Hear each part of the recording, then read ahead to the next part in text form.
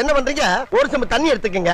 அத தோசைக்கல்ல ஊத்தி அதுக்குன்னு வழக்கமா ஒரு விளக்கமாறு வச்சிருப்பீங்கல்ல? ஆமாங்க. அத அடிப்பக்கமா திருப்பி சரிங்க. வரட்டு வரட்டு வரட்டுன்னு ஒரு 4 இழுப்பு இழுத்து சரிங்க. நல்லா கழுவி விட்டுருங்க. சரிங்க. ஒரு கிண்ண நிறைய மாவு எடுத்து பெரிய ரவுண்டாவும் இல்லாம சின்ன ரவுண்டாவும் இல்லாம சரிங்க. பொதுவா ஒரு ரவுண்ட ஊத்தி 4-5 வெங்காயத்தை போட்டு அள்ளி பொடி பொடி பொடியா நறுக்கி அப்படியே மேலாப்ல பரபரன்னு தூவி விட்டு சரிங்க. ஒரு நீளமான கேரட் எடுத்து அதையும் பொடி பொடியா நறுக்கி சரிங்க. அப்படியே மேலாப்ல பரபரப்பா தூவி விட்டு சரிங்க. ஒரு 16 கரண்டி நெய் எடுத்து சரிங்க. அதுல 6 கரண்டி நெய்ய உள் சைடு அப்படியே லேசா விளாவி விட்டு சரிங்க. 10 கரண்டி நெய்ய தோசைக்கு வெளி சைடு அப்படியே மேலாப்ல விளாவி விட்டு சரிங்க.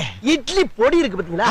அத அப்படியே அள்ளி மலை சாரல் மாதிரி அதை மேலாப்ல பரபரன்னு அப்படியே பேய விட்டு சரிங்க. பொத்துனாப்ல அப்படி ஒரு பரட்டு இப்படி ஒரு பரட்டு அப்படி பரட்டி விட்டு அப்படியே ரெட்டி கலர்ல முருக விட்டு அழகா மடிச்சு கம கம கமன்னு ஒரு ஊத்தப்பத்தை எடுத்துட்டு வாங்க. சரிங்க. அண்ணனுக்கு ஒரு ஊத்தப்பம்.